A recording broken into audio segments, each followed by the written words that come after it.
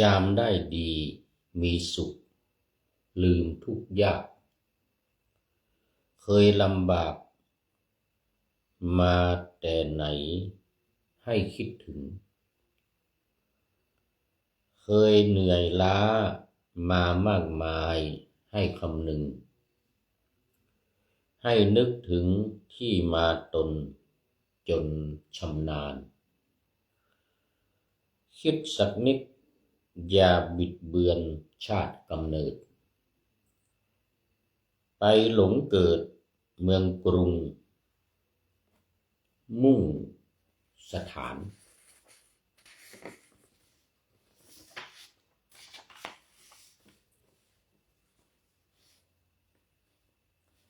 แม่เป็นได้หลายสิ่งหลายประการเป็นธนาคารเป็นพระพรหมเป็นร่มไทรเป็นผู้ให้กำเนิดเกิดลูกรักเป็นผู้ให้ที่พักพิงอาศัยเป็นผู้ให้ความการุณอุ่นกายใจ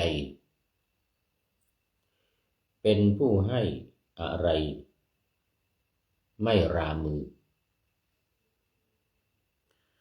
ลูกเจ็บไข้แม่ให้พักการรักษาลูกโตมาแม่ก็ส่งเรียนหนังสือลูกต้องการตำราแม่หาซื้อลูกปรึกษาหารือแม่ยินดีลูกคนใดทำกรรมไม่ดีแก่แม่สุดเลวแท้ชั่วช้าสิ้นราศีลูกด่าแม่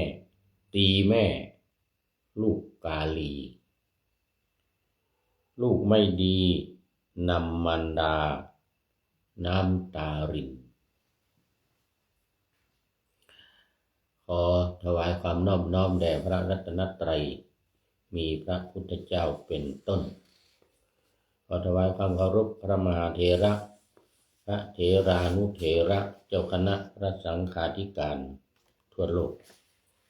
มีพระเดชพระคุณพระธรรมเสนาบดีเจ้าคณะภาค7วัดพระธาตุดอยสุเทพและพระเดชพระคุณหลวงพ่อสุทธิสงึมรำจังหวัดบุรีรัมย์เป็นต้นและความอวยพรแด่ท่านผู้ฟังท่านผู้ชมสาธุชนพุทธบริษัททั้งหลายวันนี้รายการนาวาวังทองของวัดพระธาตุดอยสุเทพออกอากาศทางสถานีวิทยุพระพุทธศาสนาแห่งชาติและจริยธรรมวัดพระธาตุดอยสุเทพระบบ FM 96 เมกะเฮิรตซ์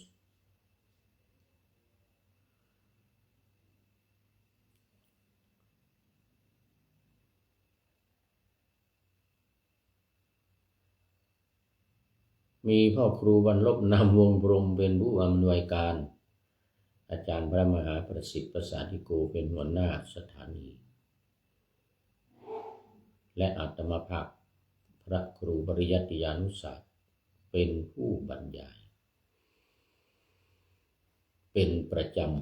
ำในวันศุกร์เสาร์อาทิตย์เวลา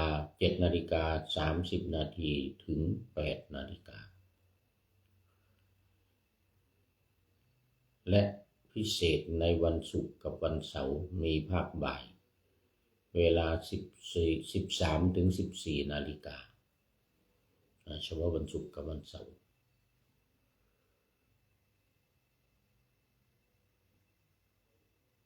2 สถานีวิทยุสสว.วัดฝายหินต ตำบลสุเทพอำเภอเมืองเชียงใหม่ระบบ FM 104.50 เมกะเฮิรตซ์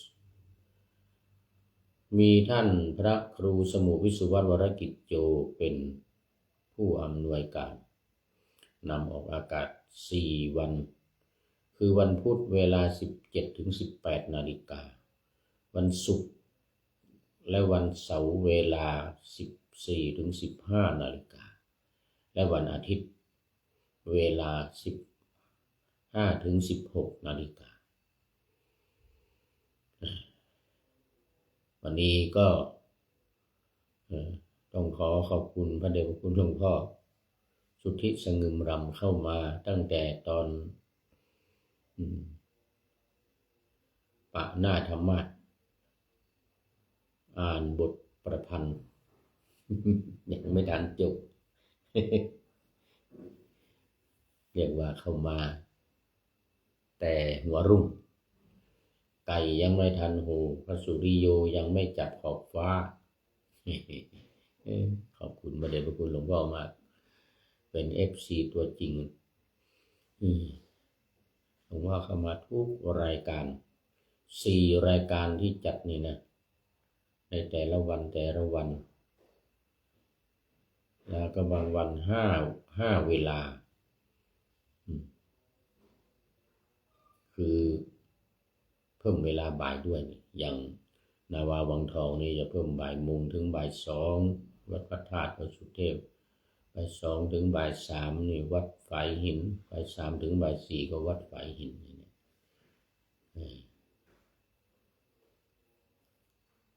แล้วก็ไป17ถึง18 นาฬิกาวัดฝายหินหลวงพ่อก็เข้ามาทุกรายการทุกเวลาโอ้โหโมทนาเป็นอย่างยิ่ง FC อื่นๆก็หายไปบ้างแต่ว่าหลวงพ่อนี่ไม่เคยขาดเลยโอ้ก็ขอกราบขอบคุณเป็นอย่างยิ่งแล้วละตอนนี้ก็เข้ามาสู่เนื้อหาสาระกันเลยเพราะว่าเวลามีน้อยแค่ประมาณ28 นาทีภาคเช้านี้ประมาณ28 นาที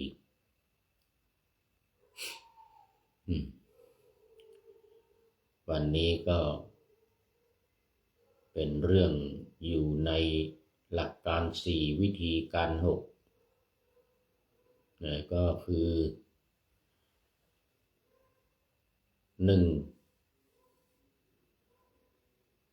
ระลึกพระรัตนตรัยก็คือท่องพระรัตนตรัยอยู่เสมอพระพุทธพระธรรมพระสงฆ์นี่ท่องว่าพระพุทธเจ้านี่เป็นที่พึ่งของข้าพเจ้าพระธรรมเป็นที่พึ่งของข้าพเจ้าพระสงฆ์เป็นที่พึ่งของข้าพเจ้าในภาษาบาลีว่าพุทโธเมนาโถธัมโมเมนาโถสังโฆเมนาโถเอาอีกบทหนึ่งที่พึ่งของข้าพเจ้าไม่มีพระพุทธเป็นที่พึ่งอันประเสริฐของข้าพเจ้าที่พึ่งอื่นของข้าพเจ้าไม่มี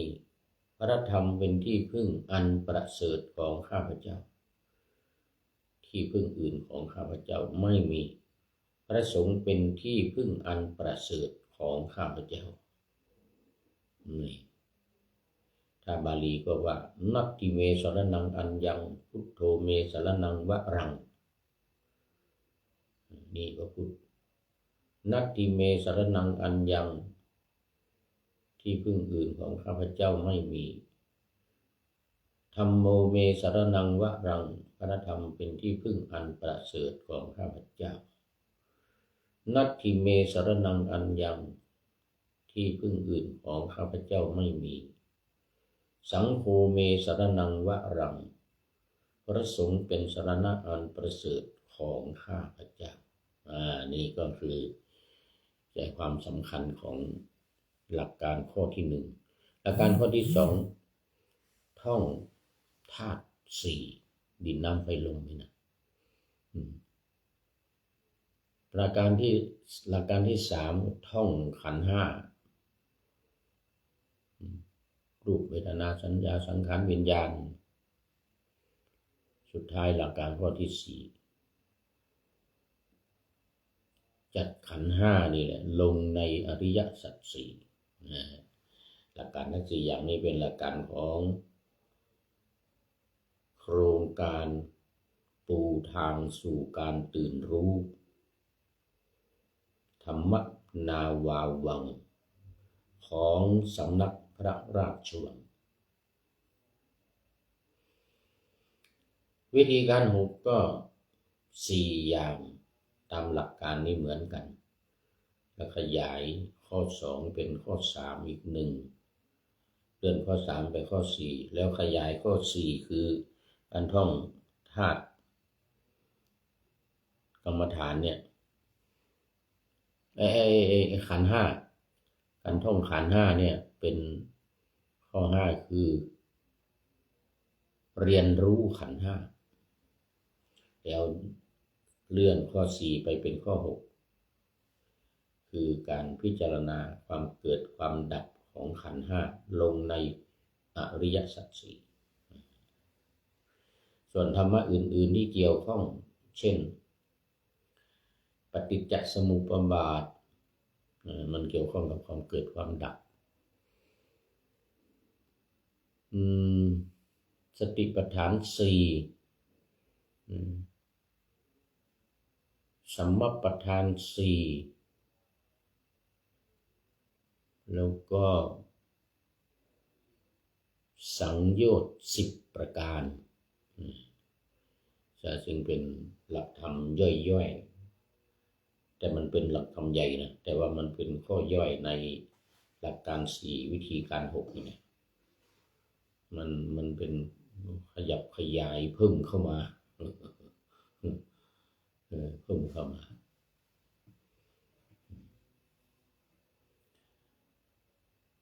อย่างวันนี้ก็พูดอยู่ในเรื่องของการทำบุญอุทิศส่วนกุศลเป็นทักษิณานุปทานไปให้แก่เทวดาสัตว์นรกเป็นต้น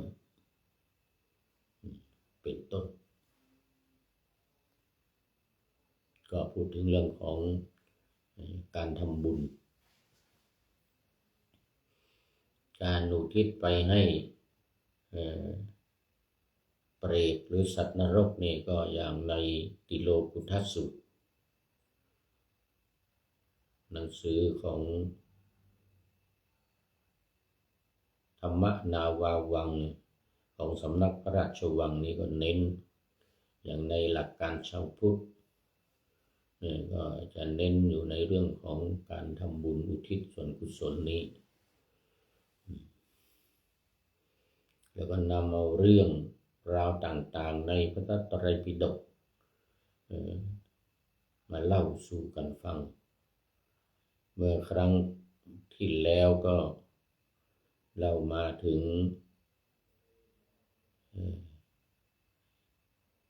วิมานวัตถุเปตวัตถุเถระคาถาเถรีคาถาในพระไตรปิฎกเล่มที่25แต่ถ้าในพระสุตตันตปิฎกนี่จะเป็นเล่มที่18ฉบับมหาจุฬานะเล่มสีฟ้าเป็นเล่มที่8ตอนนี้ขอต้อนรับคุณโยมจากมีล้านนาโอ้โมทนา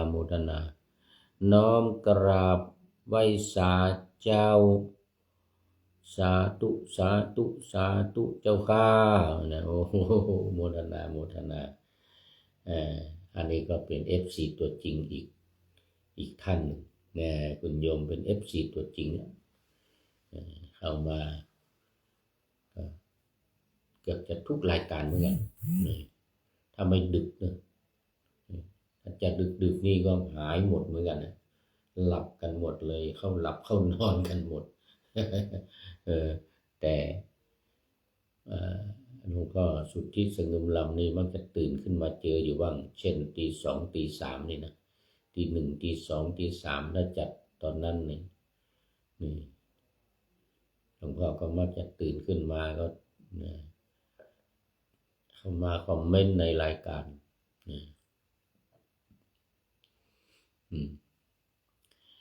วันนี้ก็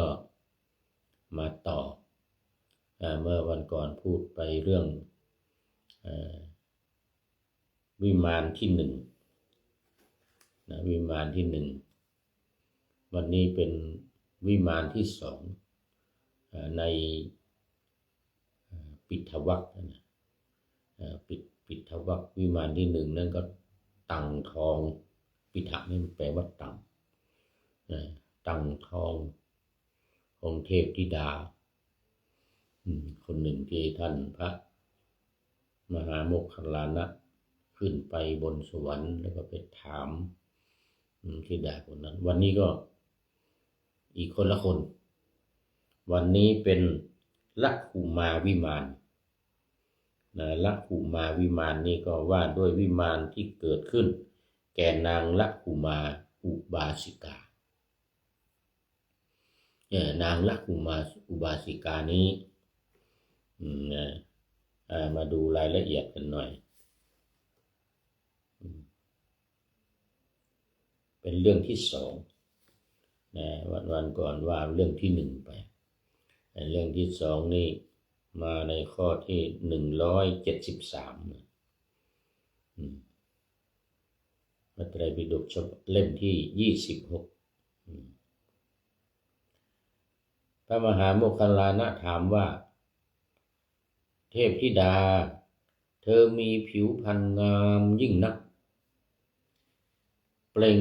รัศมีสว่างไสวไปทั่วทุกทิศอยู่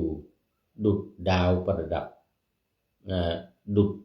จะดาวประกายพฤกษ์ว่านะเมื่อวันก่อนนี้เทพธิดาที่อยู่ในวิมานที่1นั่นเป็นประกายออกจากตัวนี่พลุบพลับพลุบพลับเหมือนกับแสงไฟออกจากกลีบเมฆว่างั้นนะนั่นวิมานที่1ตอนนี้วิมานที่2นี่นางลักขุมาอุบาสิกาเนี่ยเพราะบุญอะไรผิวพรรณของเธอจึงงามเช่นนี้ว่านะผลอันพึงปรารถนาจึงสำเร็จแก่เธอในวิมานนี้เพราะบุญอะไร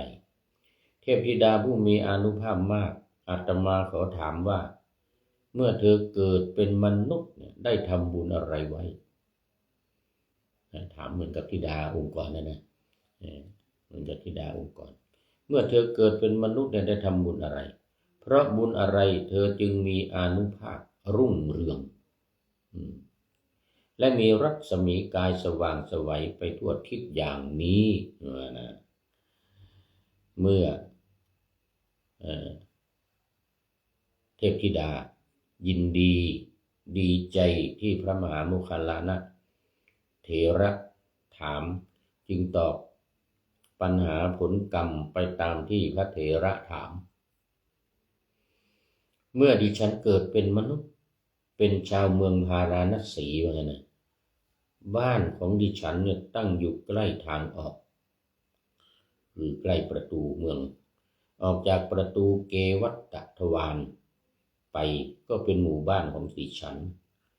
พระสาวกทั้งหลายผู้แสวงหาคุณอันยิ่งใหญ่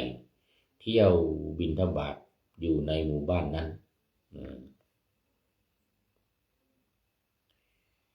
เกวัตตทวารนี้เป็นชื่อของประตูเมืองพาราณสีประตู1ที่ออกไปก็เป็นหมู่บ้านชื่อว่าเกวัตเป็นชาวประมง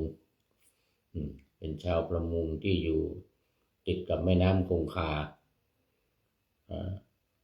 ทำอาชีพคือการประมงหาปลา เที่ยวไปทอดแหหรือไปตกปลาเนี่ย ประตูนี่นะมันเป็นประตูที่ออกไปทางแม่น้ำคงคาเขาเรียกเกวัตตทวาร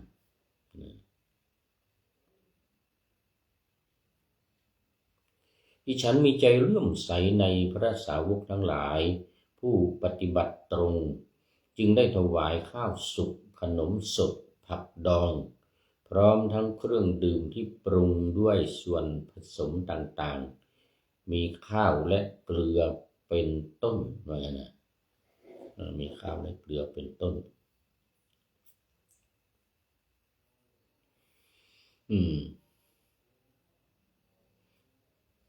ดิฉันเข้าจำอุโบสถศีลซึ่งประกอบด้วยองค์8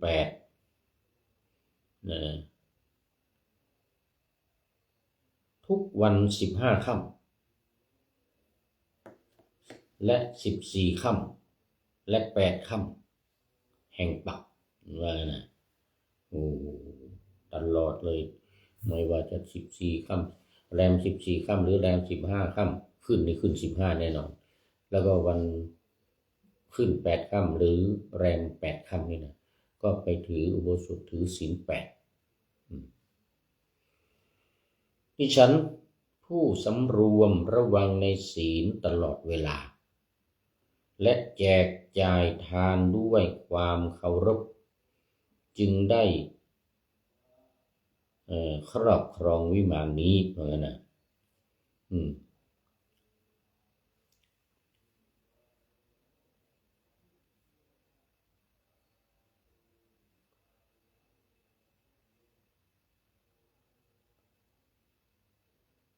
หมดเวลาด้วยเนี่ยเหลืออีกนิดนึงเหลืออีกนิดนึง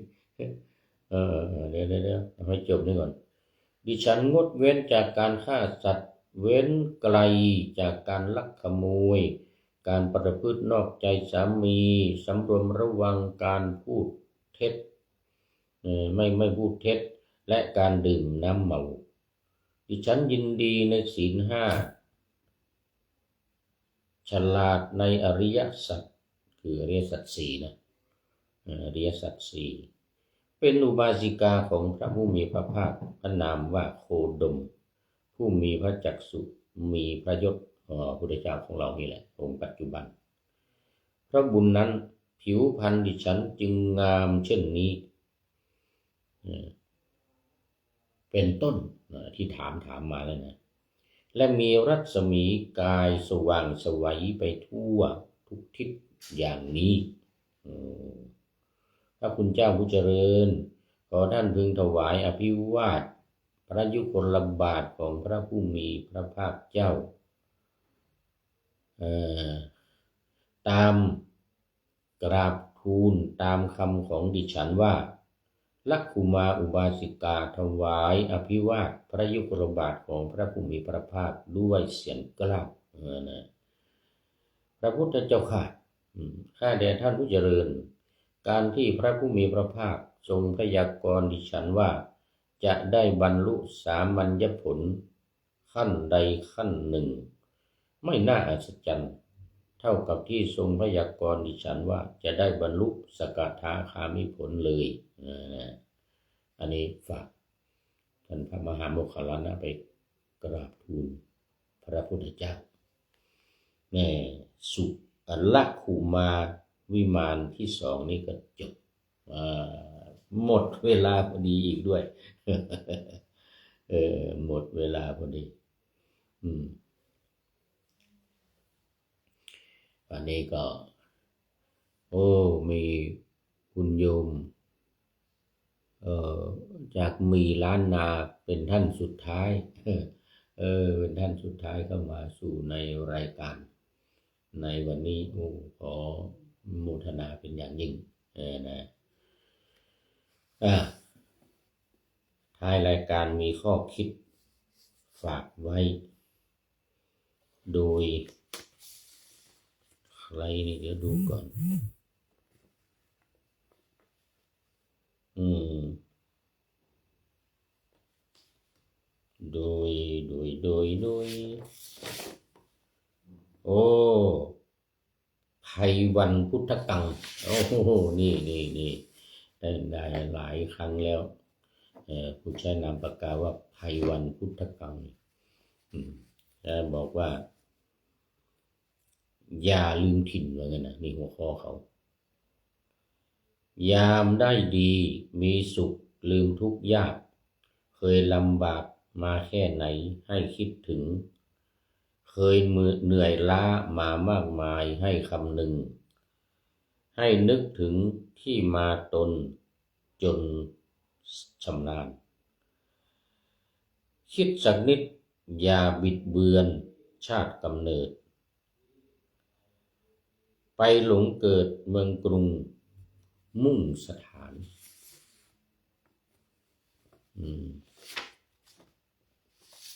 เดี๋ยวก่อนไหนแล้ว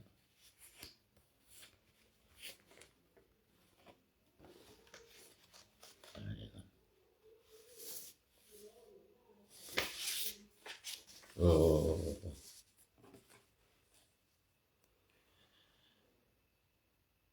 แม่เป็นได้หลายสิ่งหลายประการเป็นธนาคารเป็นพระพรหมเป็นร่มไทรโอ้อย่าลืมโดยเด็ดขาดว่างั้นนะเป็นผู้ให้กำเนิดเกิดลูกรักเป็นผู้ให้ที่พักพิงอาศัยเป็นผู้ให้ความการุณอุ่นกายใจเป็นผู้ให้อะไรไม่รามือลูกเจ็บไข้แม่ให้พักการรักษาลูกโตมาแม่ก็ส่งเรียนหนังสือลูกต้องการตำราแม่หาซื้อลูกปรึกษาหารือแม่ยินดีลูกคนใดทำกรรมไม่ดีแก่แม่ลูกเลวแท้ชั่วช้าสิ้นราศีลูกด่าแม่ตีแม่ลูกกาลีลูกไม่ดีนำมารดาน้ำตารินเราฝากไว้เป็นข้อคิดท้ายรายการวันนี้ขอบคุณคุณโยมไพวันพุทธกังไว้ณที่นี้ด้วยขอนำนาวาวังทองไปก่อนแล้วจะย้อนมาใหม่ในวันหน้าคือวันพุธศุกร์เสาร์อาทิตย์ตามตารางเวลาที่วางอยู่ข้างใน